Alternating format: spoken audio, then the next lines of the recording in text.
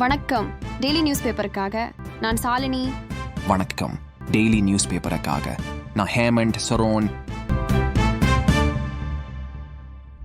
India Russia இடையே இருதரப்பு உறவு, வர்த்தகம் உள்பட பல்வேறு விவகாரங்கள் குறித்து ஆலோசனை நடத்துவது வழக்கம். இந்தியா ரஷ்யா இடையேயான இருநாட்டு உச்சி மாநாடு மாஸ்கோவில் ஏற்பாடு செய்யப்பட்டுள்ளது.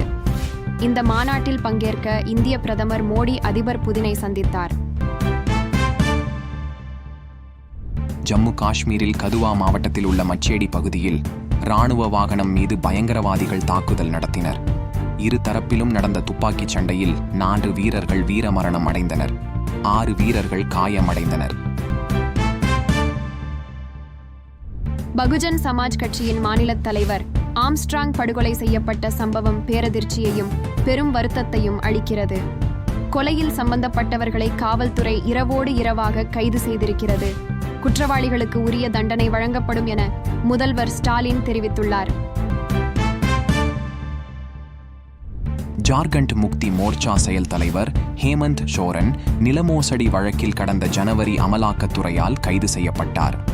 ஹேமந்த் சோரனுக்கு ஜாமீன் வழங்கிய ஐகோர்ட் உத்தரவுக்கு எதிராக அமலாக்கத்துறை சுப்ரீம் கோர்ட்டில் மேல்முறையீடு செய்துள்ளது.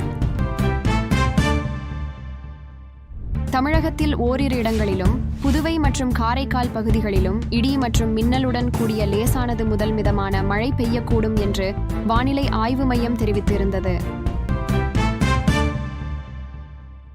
மகாராஷ்டிரா சட்டசபை தேர்தலையொட்டி சரத்பவார் தலைமையிலான கட்சி தேர்தல் நன்கொடை வசூலித்துக் கொள்ள தேர்தல் ஆணையம் அனுமதி அளித்துள்ளது.